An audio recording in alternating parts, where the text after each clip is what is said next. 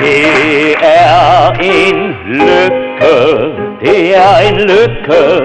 Jeg tænkte, så gik de første 25 år. Så lad os bygge et lille stykke og starte lige her på stedet, hvor jeg står. Og tænker os tilbage til de år, der nu er gået, som jeg synes har været en fest. Og blandt de tekster, jeg igennem årene har fået, for de dem, jeg husker bedst. Der var en vinterrevy, Volmer sig en helt specielle vintermenu. Jeg kom ind på scenen, og jeg havde det faktisk så rart, som en moderne Karl Smart.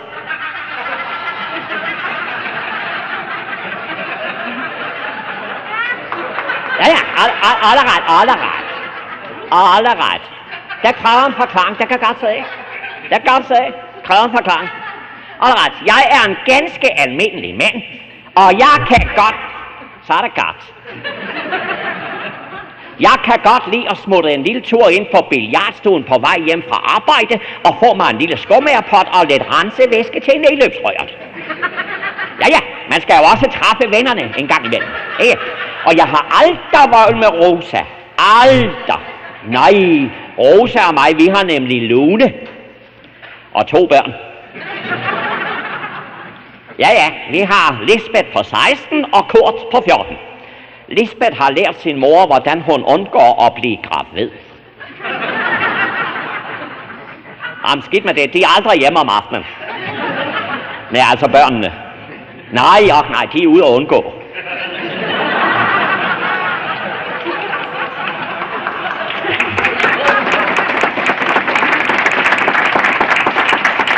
Ja, men hvad fanden, det skal det have lov til. Man er kun ung én gang, ikke? Og hvad skal man gøre i sådan en lille lejlighed, vel da? Nej, men så var det altså her forleden dag. Der gik jeg ned på billiardstolen, så tog jeg Rosa med. Hun er fra landet, så hun kan kridte køerne. Og så var det altså, mens jeg stod dernede og pottede den lidt og prøvede på at samle ballerne. Så kom Egon, min bedste ven Egon, med sådan et sæveøje. Og jeg sagde, jamen du godeste Egon, har du været ude at køre i S-tog? Nå ja, hvad fanden, der kan alting jo ske, ikke? Nej, sagde han, desværre. Nej, havde det bare været det, Esben. Men forstår du, forleden dag, der var jeg lidt ude på min egen boldgade. Og jeg vil godt indrømme, at det blev lidt småset, inden jeg fandt hjem til de hjemlige pavloner. Men jeg går alt for at undgå ballade. Det går jeg virkelig, Esben. Jeg tog skoene af, inden jeg gik ind. Jeg liste hen ad gangen på strømpesokker. Og jeg listede op ad trappen, og jeg listede døren op til soveværelset. Hvem sad op i sengen med knyttet køhammer? Viola. Så sagde jeg også, du gør det forkert.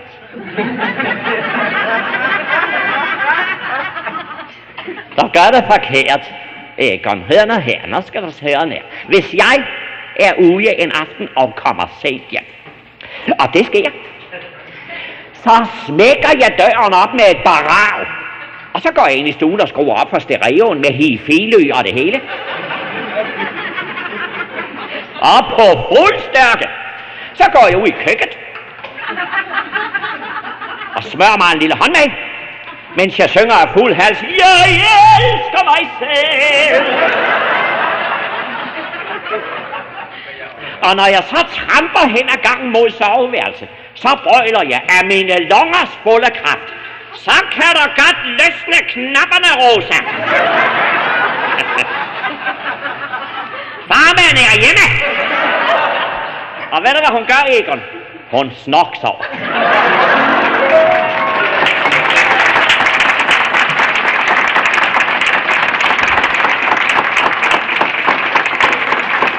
Jeg har rejst rundt på landevejen i masser af år og set mennesker klappe og le. Både i foreninger, haller og kroer jeg står, og der var altid noget særligt ved det, for det var altid Frank Leon, der var med mig ved klaveret. Så skulle vi ikke tage og give en ordentlig hånd. Frank Leon!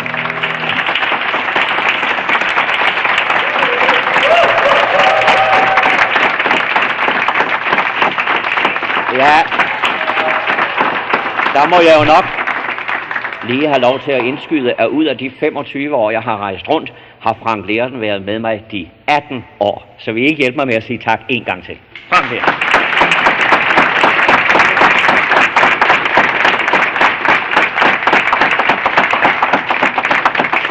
Og så er det jo ganske klart, at når vi sådan rejser rundt i landet, og især når vi er på kroer, og især når vi som i aften har et så intelligent og veloplagt publikum, så er der én ting, at vi ikke kan undvære. Lidt fællessang, det synes vi næsten altid, der skulle til, og folk kunne blive ved, og så gik tid med det. Og synes de stemmen er lille, tag og prøv alligevel, så skal de bare sige til dem selv. Mon sådan en lille bitte en kan blive større, mon sådan en lille bitte en kan blive stor. Så vil de se, at det kan sagtens lade sig gøre, hvis bare alle synger, bliver vi til et kor. Og både de unge og så dem på over 40 kan sagtens synge, det er så let som noget. Så sådan et lille bitte stemme kan blive større, hvis altså bare de tager dem sammen og prøver på det. Ja, det var bare det, altså det gjorde de jo ikke rigtigt. Der var kun den ene fløjt, der var med. Det er alle, der skal synge, mon sådan en lille bitte en kan blive større, mon sådan en lille bitte en kan blive større. Nej, det har slet ikke noget med sådan noget at gøre.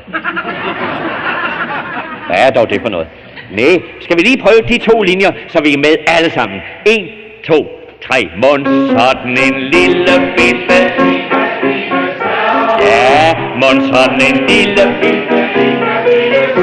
Akfuld, vi tager et vers til. Dengang da jeg blev gift, jeg var så fin i silkevest. I kirken var der fest, men hjemme var der bedst. Da gæsterne var gået, og vi begge var klædt af, så min kone på mig, mens hun sagde, mon sådan en. Nej, det sagde hun i hvert fald ikke. Hvad er dog det for noget? Jeg troede, det var sådan et pænt publikum. Jeg har da aldrig kendt noget lignende. Hvor skulle det dog skamme dem, fy dog. Nej, hun sagde, mon sådan en dejlig dag, der aldrig går at glemme. Jeg håber, du må blive en rigtig ægte mand, at du om natten altid blive ved herhjemme. Nu må du rigtig til at vise, hvad du kan.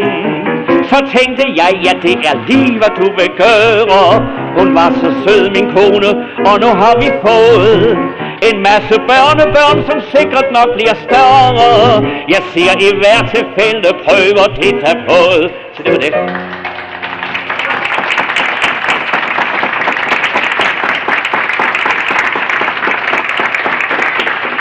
Fuld i dag, fuld i går, rundt og se på byen. Helt konfus, sikken rus, også i revyen. Ja, det var jo en af Volmers nok som bekendte vinterrevyer, hvor jeg fik lov til at komme ind på scenen hver aften iført jordens største brændert. Og den så omtrent sådan ud.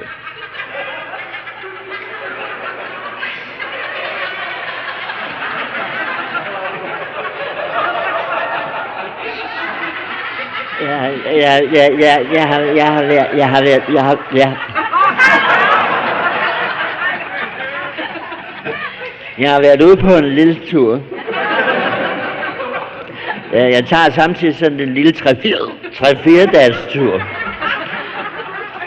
Sådan på en uges tid eller sådan. Ja, ikke fordi jeg har noget imod at være hjemme hos Kælling. Nej. Bare der går nogle lange mellemrum. Ja, altså, fordi at min kone og jeg, vi kan ikke blive enige om noget som helst. Vi har aldrig nogensinde været enige om noget som... Jo, det har vi forresten. Jo, det er løgn, jeg siger. Vi har jo en gang. Det var da huset brændte, der ville vi ud af døren samtidig. Ja, men ellers kan vi ikke blive enige om noget som helst. Sidste gang vi var ude og spise med knav og giffel. Nej, gav og kniv og gaffel, hed det. Der fik vi andet steg. Jo, dejlig andet steg, ved vi. Og den var trancheret og alt det der. Ja, livet er ingen dans på lutter lavkage. Og så da vi skulle gå, så kom tjeneren og sagde, vil de have skrovet med hjem? Så sagde min kone, det er vel nødt til ved at være gift i 30 år. Ja, vi kan ikke blive enige om noget som helst. Jeg kan ikke engang huske hendes personer. Vi har ikke engang samme personer. Hvem fanden kan huske sit personnummer? Jeg kan, men det kommer. Bare vent. En skøn dag, så bliver vi ikke andet end numre. Go! Det er rigtigt. Og når vi så skal herfra, så står der bare i avisen, hvor herre har i dag udtrukket følgende numre.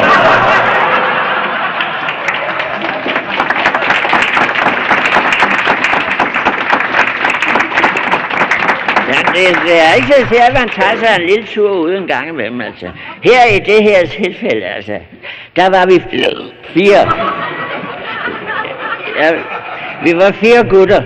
Vi tog os sådan en lille tur rundt og se på storbyens larm og liv. Og så bestilte jeg et dobbeltværelse med opredninger. Fordi som jeg sagde til gutterne, denne ene time, vi skal bruge til at sove, der kan vi godt sove i samme stue. Ja, så vi fik værelse nummer 66 hen på Hotel Dangtang. Hen på Hotel Dangtang.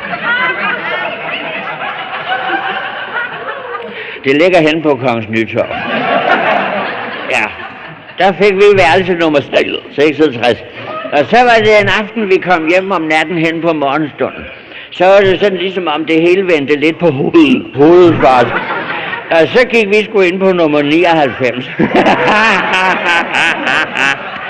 Der boede der en lille gammel dame med natkysse på. Hold kæft, det chok hun fik, da vi kom væltende ind. Hun troede, det var russerne, der kom.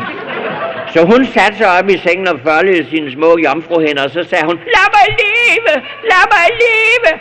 Så kiggede jeg på gutterne, og så sagde jeg, skal vi lade hende leve? Og så sagde de, ja, det synes vi, det er ordentligt, sagde jeg, hun skal leve! Ej, kæft, hvor blev hun lettet. Ja, men vi havde sgu da ikke lyst til at overnatte hos det gamle hakkebræt der. Nej, så vi tog hjem til Johansen og lavede privatparty. Hold kæft, den fest vi fik her. Det er, politiet kom 4 gange. Da de kom 5. gang, havde de konerne med.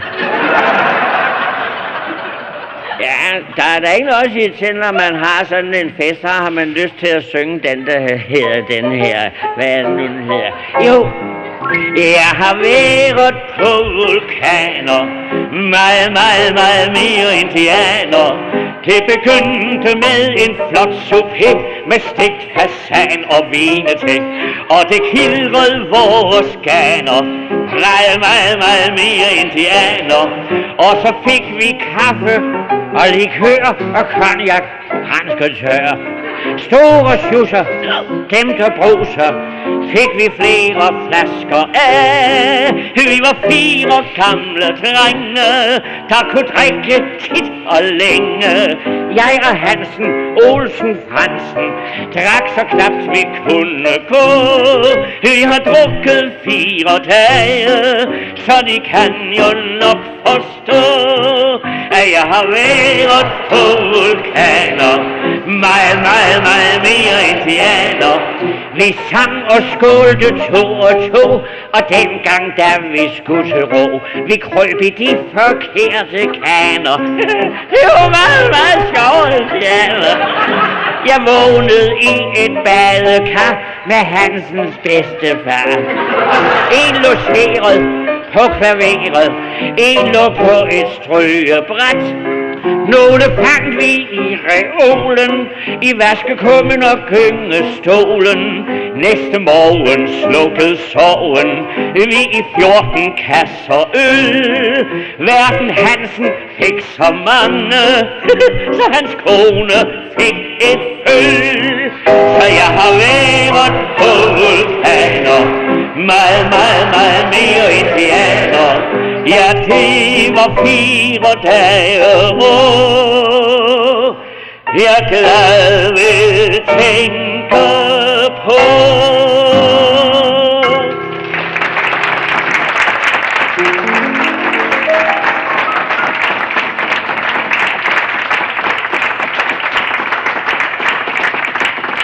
Hos Preben Kaas mellem gode kolleger fik jeg lov at tumle mig og sikke en festegave.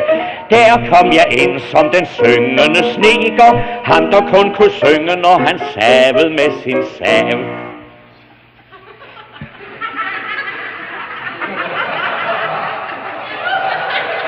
Ja, gulalalalalalalala. Ja, hvor er mit salalalav? Ja. Jeg vil gerne have lov til at synge en lille salalalalang. Ligesom Maria Kalalalalas. Må jeg gerne få en trone fra Kalalalalalalaveret? Kalalalak. Jerulalalalalala salim. Jerulalalalalala salim. Glem hvad du lalalalalalalalal Hosianna I det høje Hosianna i evighed.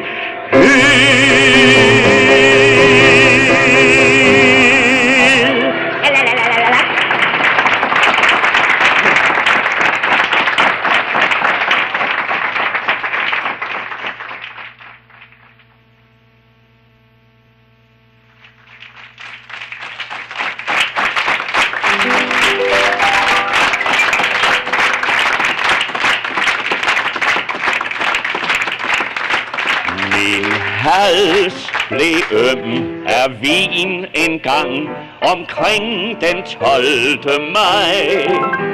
Der kom kun hvisken, ingen sang, så de kan tro, jeg kom i gang. Jeg sprang hen ad gaden og fandt et hus, hvor der stod læge anden sal. Og der løb jeg op ad trapperne, ringede på, døren gik op. Og der stod alle tider stangsmarte, rødhårede sygeplejerske i lårkortkittel.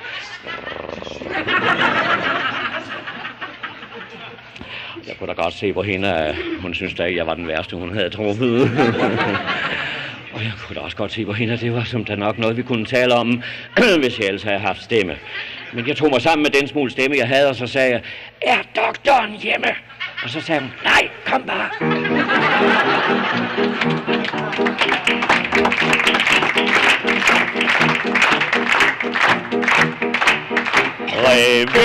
Revykøbing kalder, ja sådan lød det på Falster, hvor jeg stod. Og blandt de numre, som mig falder, i hu er Frode og hans ekstra hoved. Ja, nu ved jeg jo godt, at da jeg lavede Frode med et ekstra hoved, så stod jeg med et ekstra hoved på skulderen, og så var der i hundredvis af mennesker, der kom og sagde, den der højttaler, sidder den inde i det ekstra hoved, eller har du den inde i frakken? Der var absolut ingen ekstra højttaler, og derfor har jeg undladt at tage hovedet med. For butaleri, det er jo, jeg kan gøre det med en finger, jeg kan sige, hallo? Ja. Er der nogen? Ja, det er der. Så det er som ikke så svært. Men jeg har bedt en af publikum her i studiet om at være med. Jeg ved, at det er Katie. Katie, gider du komme herop? Skal du bare se. Nu skal vi to hjælpes. Altså, folk plejer jo normalt at klappe, når der kommer. Ja, du kan bare se. Nu har jeg dig i hånden, og hver gang jeg trykker dig i hånden, så gør du sådan med munden. Må jeg se. Ja. Der stod vi så på scenen. Ja, det var ganske let. Og stod der helt alene. Og så synger jeg et duet. Vi så lidt sager ud, når vi kom ind. Ja, det tror jeg. For folk var lidt forvirret, når jeg præsenterede mig. Mit navn er Frode med det ekstra hoved. Jeg kan både sove og være vågen, og det kan godt forbavse nogen. Men det kan Frode med det ekstra hoved. Lum. Hvad siger du? Jeg sagde lum, Hvad siger du? fordi det hedder ditte lum. Hold kæft. Ej, hvad er det for noget? Vil du gå ned på din plads?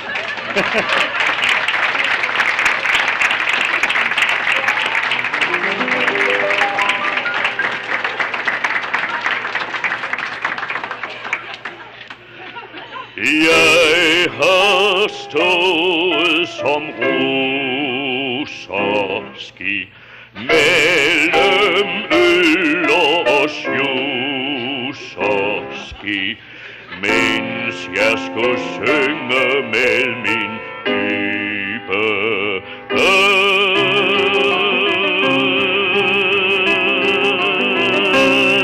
bøs.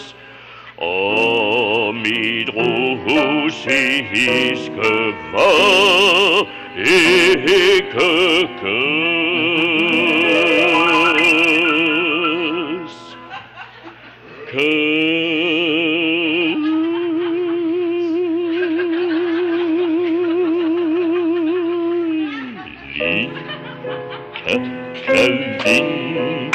Kalinka, Maja, Satujaga, Malinka, Malinka, Maja, Kalinka, Kalinka, Kalinka, Maja, Satujaga, Malinka, Malinka, Maja, Kalinka, Kalinka, Kalinka, Maja, Satujaga, Malinka, Malinka.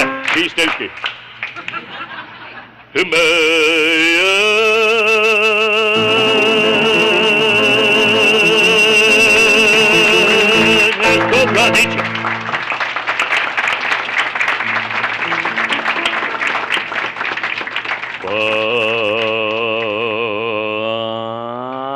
var mig, der kunne gøre som i gamle dage, men nej. Der er ikke flere store tilbage til at parodiere, for de husker vel. Jeg kan da huske det selv. Ja, den allerførste plade, jeg fik lov til at indspille, det var i 1966. Det var godt nok en reklameplade for et vaskeri, men skidt med det. På pladen var der en række parodier, og disse parodier havde en rød tråd. Det hed simpelthen Retten er sat.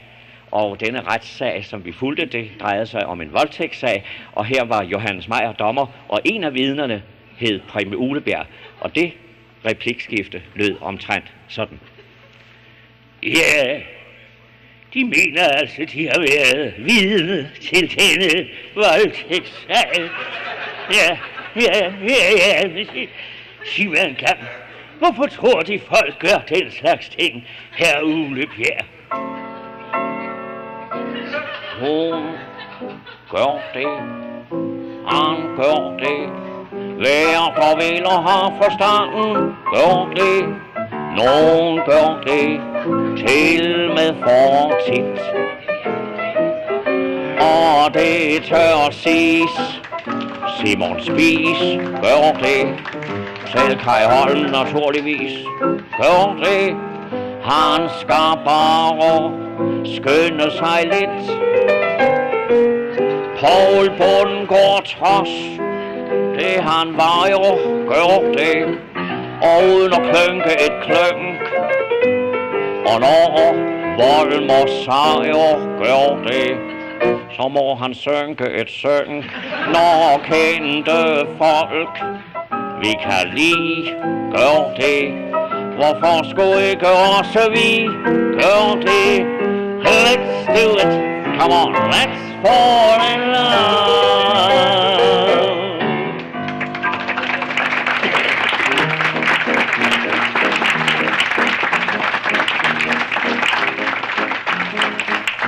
Men ham, hvis skyld det hele gled, som rigtig satte rav. Ja, det var ham, som alle ved, der kom fra Svendborg af.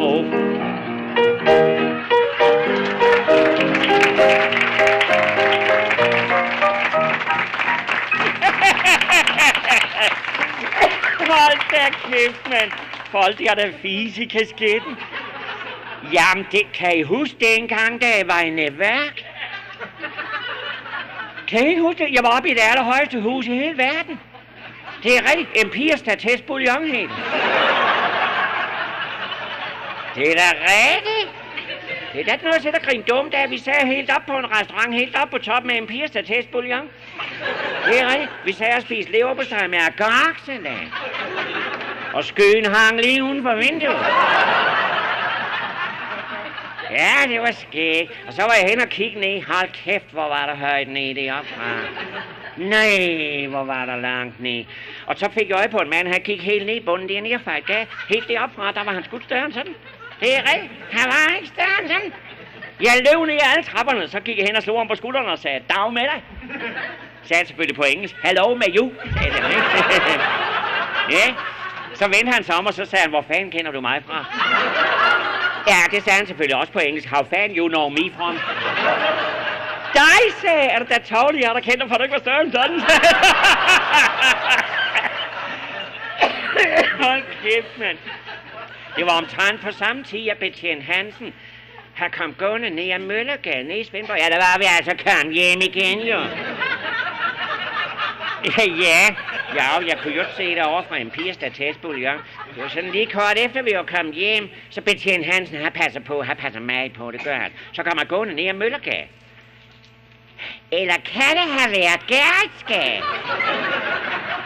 Nå, det er lige mig. Han kom gående ned ad gaden. Så fik jeg øje på en mand, der gik over på den anden side af gaden. Tænkte, han gik sådan her. Skal jeg se? Han gik sådan her. 1, 2 og ned i knæene. 1, 2 og ned i knæene. Og Betjent Hansen, han for over til ham og sagde, hvad fanden, mand? Har du lommerne fyldt med 20 koster? Nej, det har jeg til hver tilfælde ikke, sagde han. Men forstår du, jeg har været ude og rige for første gang i mit liv, så jeg er blevet så huvløs. Så nu er min kone syg, en pose med kartoffelmel, den går jeg og døber i en gang.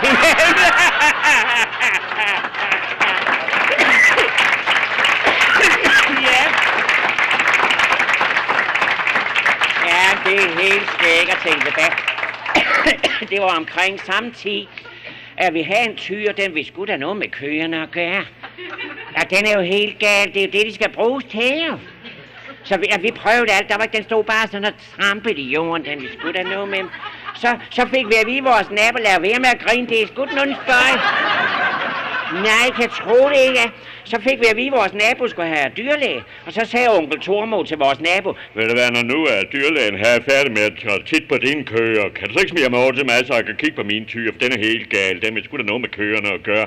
Ja, den er jo galt, sagde naboen. Det kan jeg da godt se. Det er jo lige mit løvetiden. Ja, så vi fik også dyrlægen over. Tænk, så mødte vi naboen sådan en 14 dages tid efter. Og så siger naboen til onkel Tormo, hvordan gik det med den her tyre? Er der da tavligt? Onkel Tormo, er der tavligt? Jeg fik sådan en lille pose med et hvidt pulver, jeg skulle give tyren, og du kan dele ned med at tro, det satte skub i saverne. Der var ikke en ko i hele omegnen, der gik ram forbi. Det var sandt, sagde naboen. Hvad hed det pulver? Ja, det kan jeg sgu huske, sagde onkel Tormo, men det smagte af pebermynte.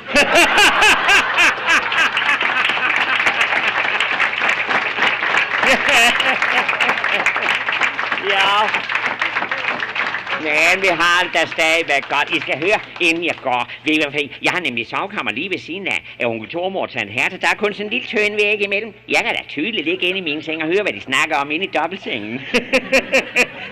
Det kan godt være helt underholdende indimellem. Jo, her forleden aften, jeg var gået i seng og havde slukket lyset. Så hørte jeg da godt, de lappede lidt rundt på gulvet derinde, og så knækkede det i færbunden, da de lagde sig ned, og så hørte jeg sådan et klik, da lyset blev slukket. Så gik der sådan et lille øjeblik, så hørte jeg Tante Hertha, hun sagde, du, Tormo. Ja, hvad er der, lille Hertha? Kan du huske dengang, vi var unge og nyforlavede? Ja, det kan du tro, jeg kan, lille Hertha. Kan du huske, at samtidig så bed du med i øreflippen? Ja, det har jeg vel nok gjort.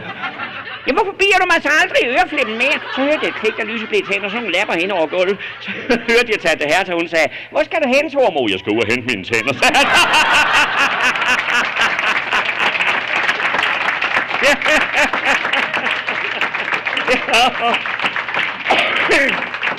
Nå, det går ikke det her. Jeg har travlt. Jeg skal hjem til Svendborg. Hej med jer alle sammen.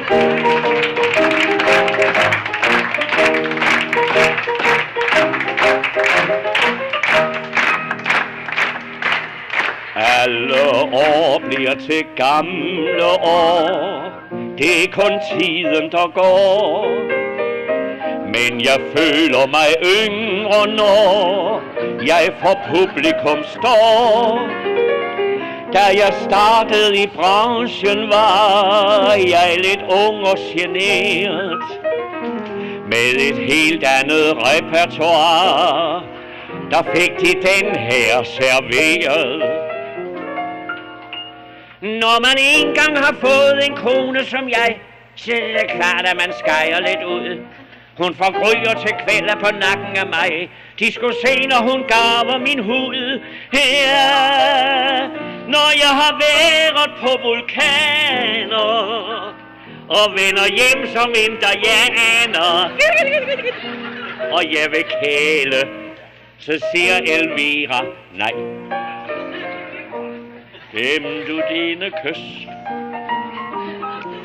til du bliver ædru igen. Gem du dine klap og dine kærtegn, min ven, til en gang vi holder guldbryllup, din dumme dromedar. For så får du brug for alle de kys, du har. Ja, det tror jeg da fanden, hvem i alverden gider at hoppe op og suge sig fast der til den tid. Nej, ja, men altså, indtil videre, så kan jeg da godt ligge og få lyst til laksen, når hun ligger og slår med halen lige ved siden af. Forleden aften, vi var kommet i seng under vores kanaldundyner. Vi har nogle meget flotte 6-kanalsdundyner. Og vi var lige kommet ned under vores 6-kanalsdundyner og havde fået tændt det sorte lys. Så lå jeg og fik lyst til en lille kanalrundfart. Så stak jeg hånden over til siden, så var kællingen væk. Så jeg roede rundt, så hørte jeg, hun sagde, prøv kanal 4. Når man sover, så synder man ikke et hak. Men jeg sover så dårligt, fordi der er hul i Elviras kanaldyne. Ak. Så jeg sluger de fingre, der er i. Så når om morgenen jeg bliver vækket, så er jeg fuld af fer i skægget. Jeg bliver så hissig og siger til min brud, din gamle stud, gem du dine fingre, til det bliver vinter igen. Putte, putte, putte, putte dem i en sæk. På pult og kamret, min ven, til en gang jeg bliver en engel, og jeg afsked fra dig tager. Yeah. Og så får jeg brug for alle de fingre, du har.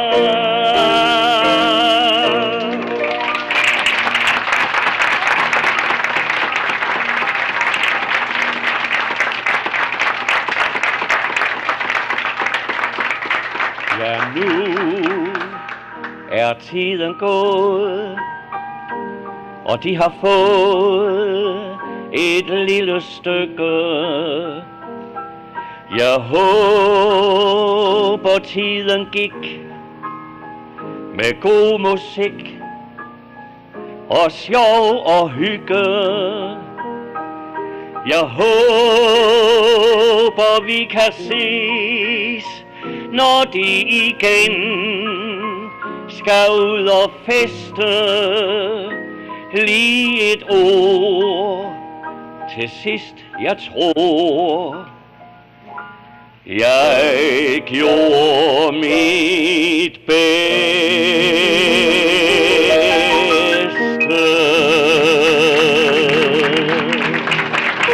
Thank you.